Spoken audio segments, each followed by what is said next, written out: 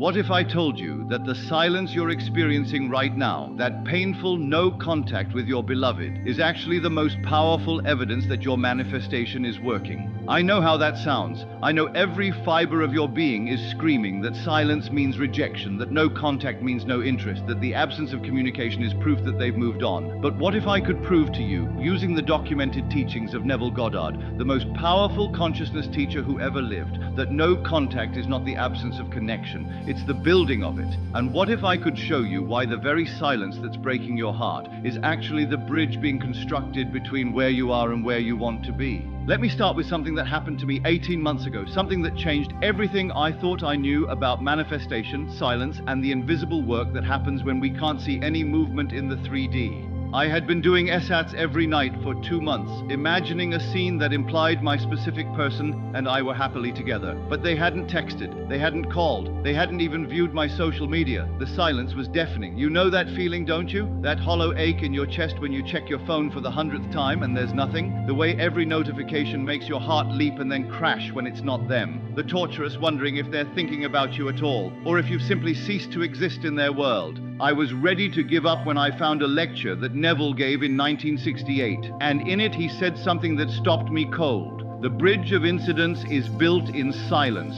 The seed grows in darkness. The transformation happens where you cannot see it. If you could witness every step of the journey, you would interfere with it. Trust the unseen. The silence is not empty, it is full of answers. That lecture led me down a rabbit hole that changed my life because I discovered that I had been interpreting no contact completely wrong. I wasn't experiencing rejection, I wasn't experiencing disconnection. I was experiencing exactly what Neville Goddard had been teaching for decades. The necessary incubation period where consciousness rearranges reality in ways that the physical senses cannot perceive. For over 30 years, Neville gave lectures to thousands of people about the power of imagination. And in lecture after lecture, he revealed something that most of us have never truly understood. Manifestation doesn't happen in the seen. It happens in the unseen. And no contact is often the very environment where the deepest transformation occurs. But before I share with you the 7 reasons why no contact means the connection is being built, reasons that might completely transform how you see this silence, I need to tell you what Neville Goddard discovered about the nature of consciousness, time, and the invisible architecture of manifestation. The foundation of invisible building. In 1954, a man came to Neville, devastated because the woman he loved had cut off all contact. She had told him she needed space. She had asked him not to reach out. She had gone completely silent. He wanted to know if there was any hope, if his imagination could still reach her even through this wall of silence. When Neville explained the law of assumption, what came through wasn't just technique, it was revelation. He explained that consciousness does not require physical channels to travel. It does not need text messages or phone calls or in-person conversations to reach another person. When you imagine a scene involving your beloved, you are not sending them a message through the physical world. You are touching them directly, consciousness to consciousness, bypassing every physical barrier that seems to separate you. Like radio waves passing through walls, your imagination reaches them regardless of physical contact. And here's the part that gave me chills. Neville said that no contact often accelerates manifestation rather than hindering it. When there is no physical communication, there is no interference. There are no arguments to recontextualize. There are no awkward conversations to interpret. There is only the pure impression of your imagination on their consciousness, working without resistance, reshaping their thoughts and feelings about you in the silence where the ego cannot defend against it. This isn't just beautiful spiritual poetry. According to Neville, this is how the universe actually works. And if you understand why no contact creates the perfect conditions for manifestation, you'll stop seeing the silence as your enemy and start recognizing it as your greatest ally. The mystery deepens. Now here's where it gets really interesting. Neville discovered that the bridge of incidence, that chain of events that leads from where you are to where you want to be, is almost always built in ways you cannot observe. These aren't visible changes, they're not obvious shifts. They're the invisible rearrangement of circumstances, thoughts, and feelings that must occur before the physical manifestation can appear. But here's the challenge. Most of us have been taught to measure progress by physical evidence. We want texts, we want calls, we want visible proof that something is happening. We've been conditioned to believe that if we can't see it, it isn't real. Neville called this the great blindness of living by the senses. He said that by demanding physical evidence before you believe, you're not just missing the manifestation in progress, you're actively slowing it down. Think about it this way. What if your specific person is going through massive internal shifts right now, but those shifts haven't reached the surface yet? What if they're lying awake at night thinking about you, but they're not ready to reach out?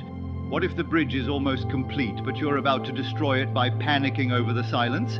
If you've ever wondered why the silence feels so unbearable, if you've ever questioned whether no contact means your manifestation has failed, I want you to hit that like button, because what I'm about to share might just change how you experience this waiting period forever. Reason 1. The seed grows in darkness. Let me share the first reason why no contact means the connection is being built. And I want you to really internalize this, because it might be exactly what you need to hear right now. According to Neville Goddard's teachings, every manifestation follows the same pattern as a seed growing into a plant. You plant the seed in darkness, you cover it with soil, and then you wait.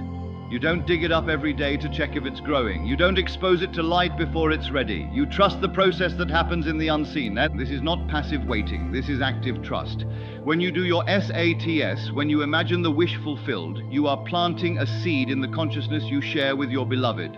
That seed needs darkness to germinate. It needs the absence of physical interference to put down roots. It needs the silence of no contact to grow strong enough to break through the surface of the 3D world.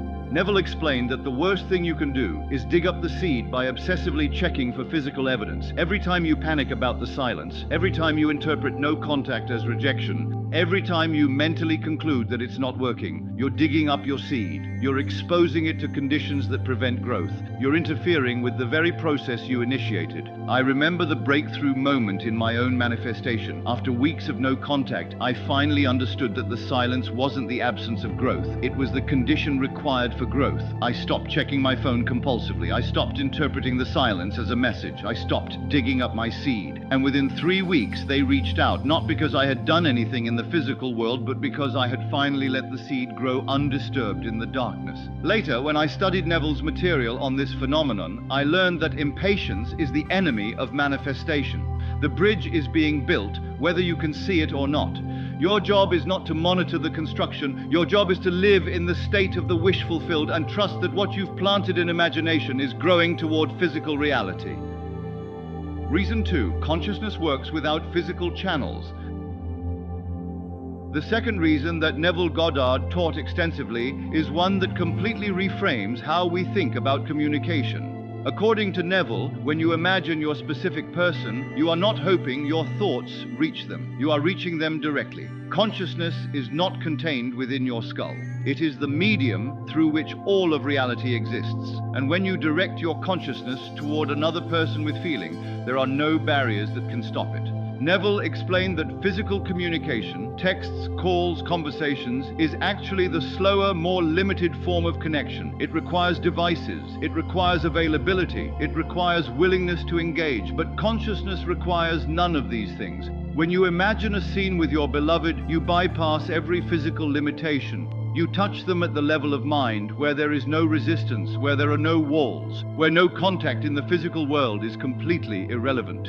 In lecture after lecture, Neville described how people would report their specific person suddenly changing their behavior, suddenly thinking new thoughts, suddenly feeling new feelings, not because of any physical interaction, but because of the persistent impression of imagination. The physical silence was irrelevant. The consciousness connection was working constantly, rewriting the story at a level deeper than words. Let me tell you about Catherine, whose story Neville shared in a 1963 lecture. Her ex-husband had remarried and moved to another state. They hadn't spoken in 2 years. No contact, complete silence. But Catherine began doing sats every night, imagining a scene where he was telling her he had made a mistake, that he still loved her, that he wanted to come back. 4 months of no physical contact, 4 months of silence, 4 months of imagining. Then one day, a letter arrived. He wrote that he couldn't explain it, but she had been in his thoughts constantly for months. He dreamed about her every night. He felt something pulling him back to her that he couldn't resist. His new marriage had fallen apart, not because of any external reason, but because he couldn't stop thinking about Catherine. The no contact, Neville explained, had been completely irrelevant to consciousness. Catherine's imagination had been reaching him every single day, reshaping his inner world, building the bridge that physical silence could not prevent. Reason 3. The ego cannot defend against the unseen.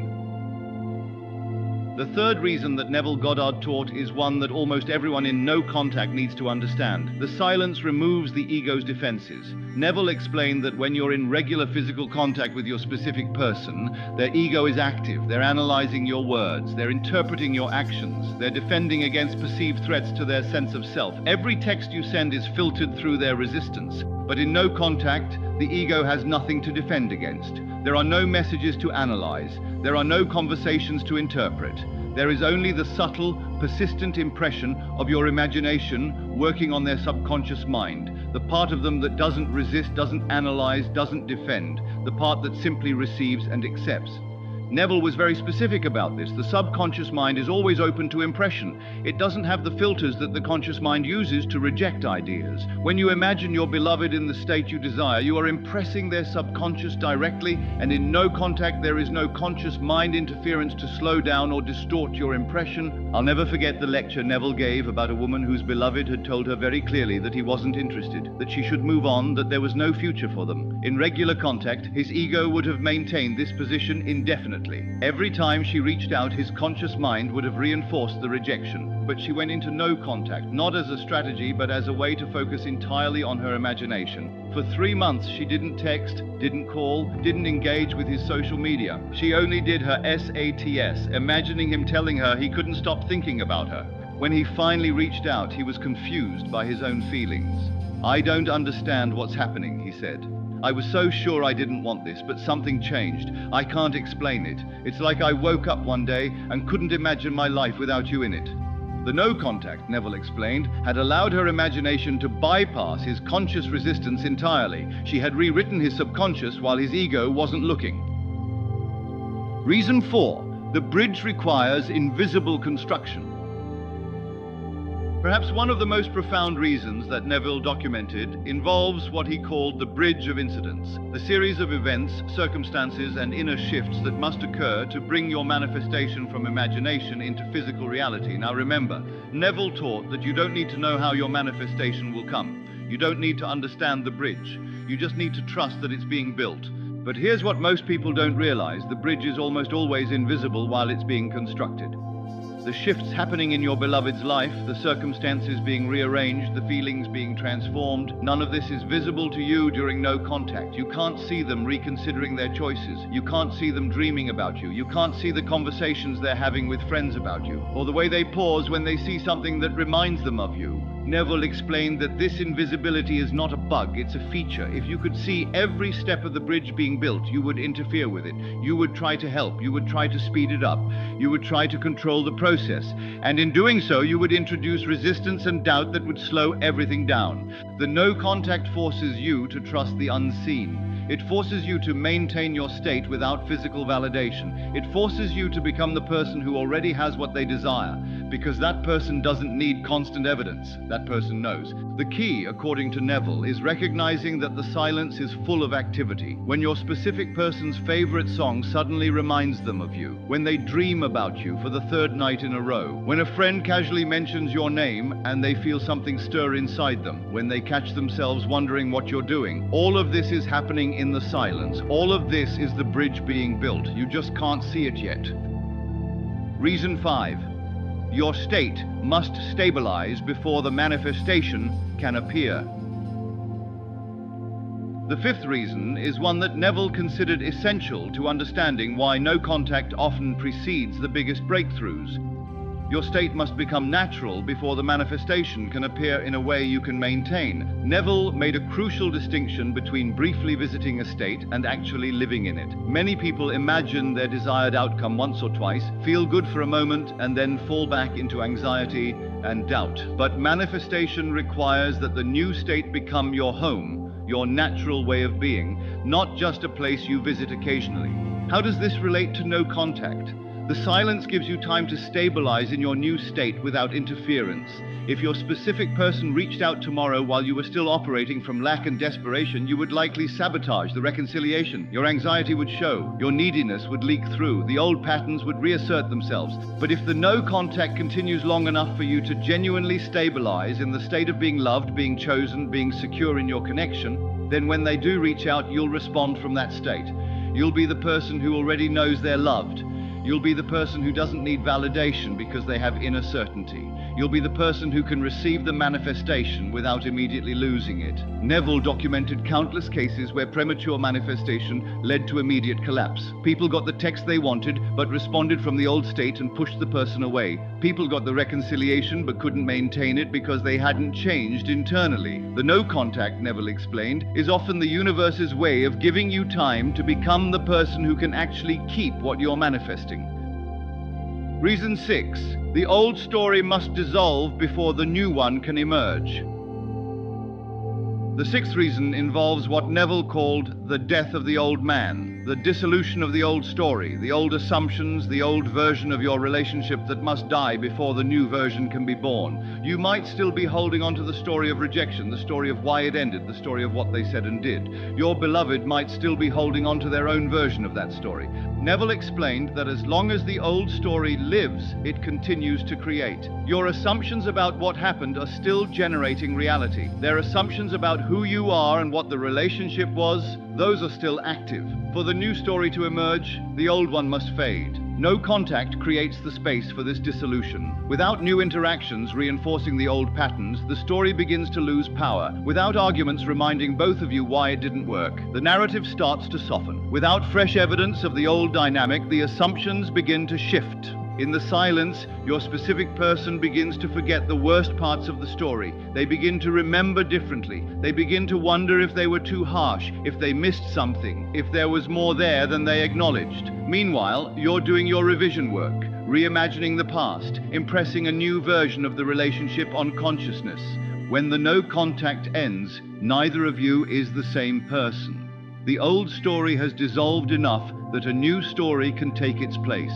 A woman in one of Neville's lectures shared that when her ex finally reached out after 6 months of silence, he said something remarkable. I don't know why, but I feel like we never really knew each other, like we need to start fresh, like everything I thought about us was wrong. That, Neville explained, was the old story dying. The no contact had given consciousness time to rewrite history. Reason 7, the ultimate reason. But the seventh and most powerful reason that Neville Goddard taught is also the most profound. No contact is the universe's invitation to discover that you were never actually separated. Neville called this the great revelation, the realization that the connection you seek already exists at the level of consciousness, and no amount of physical distance or silence can sever it. He explained that when you truly understand that everyone is you pushed out, you realize that your beloved is not a separate person who can disconnect from you. They are an expression of your consciousness. They are a part of you appearing in the world. The connection is not something you build through texts and calls and physical proximity. The connection is. It exists whether you're together or apart, talking or silent, in contact or in no contact. This isn't just philosophy. This isn't just comfort for the waiting period. According to Neville, this is the actual structure of reality. And when you really get this, when you feel it in your bones, instead of just understanding it intellectually, the no contact stops being painful. How can you feel separated from someone who is literally an extension of your own consciousness? It might happen when you're doing your SATs and suddenly you feel them so close that the physical distance becomes absurd. It might happen when you think about your beloved and feel only connection, not longing. It might happen when someone asks if you've heard from them, and you answer from a knowing that transcends physical evidence. Neville was very clear about this. When you reach this understanding, the manifestation is inevitable.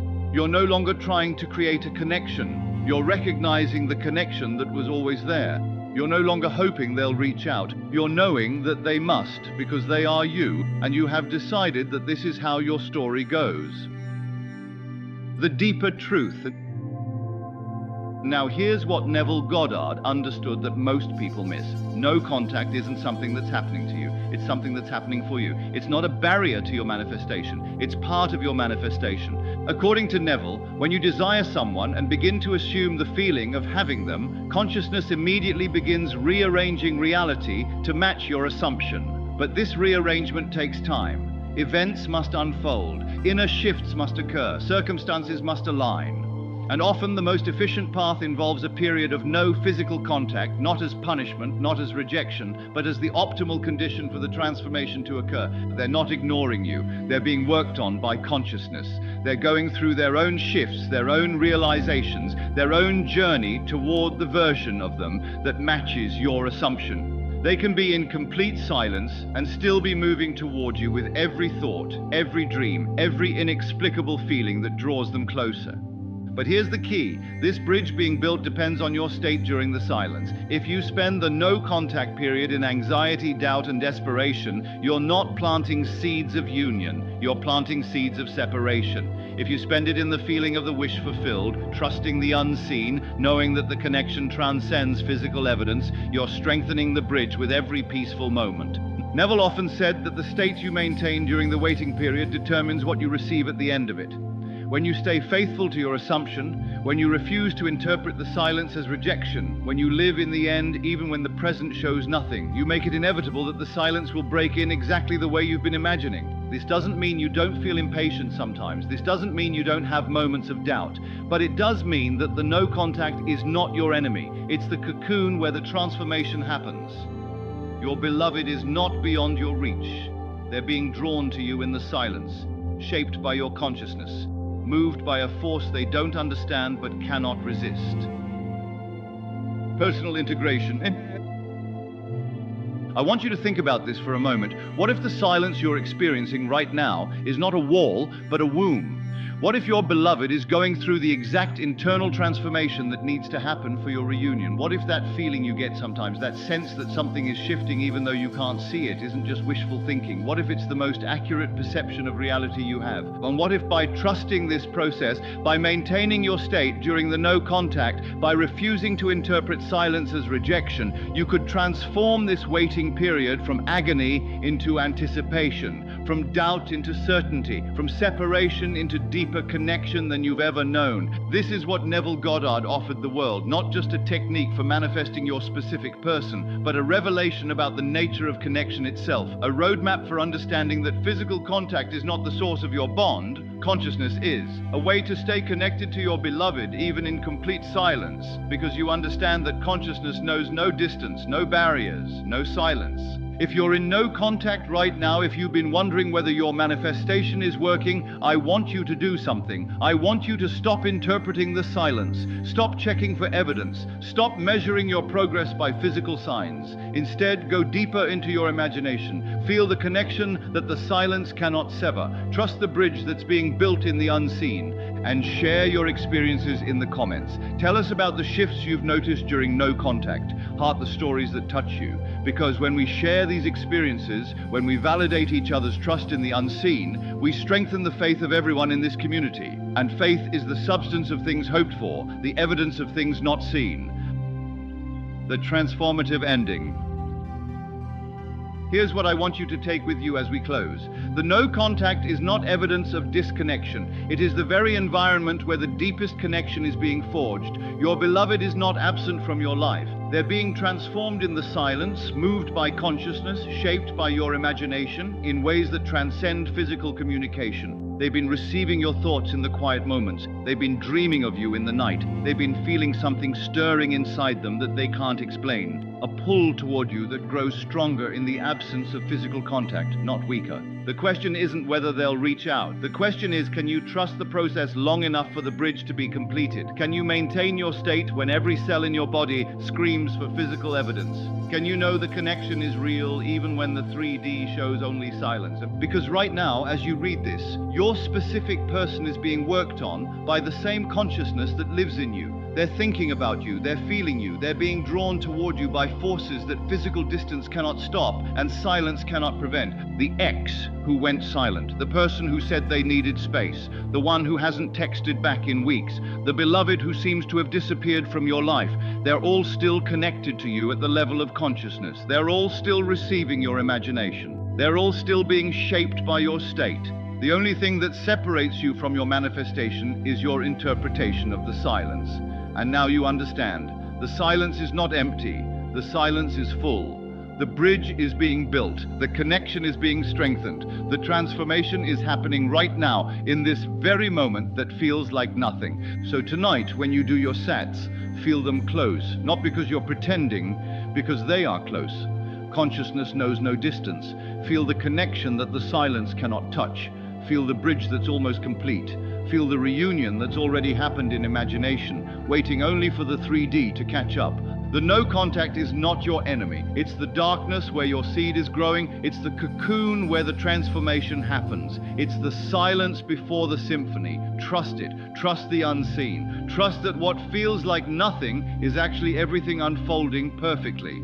Thank you for joining me on this journey. If this video has changed how you see no contact, share it with someone who's struggling with the silence. Subscribe if you want to continue exploring the power of consciousness and manifestation. And remember, the connection you're longing for is not broken by silence. It's being built in it. Until next time, stay faithful to the unseen, stay connected in consciousness, and know that the silence is not empty. It's full of your manifestation coming to life. They're not gone. They're just becoming the person who can love you the way you've imagined.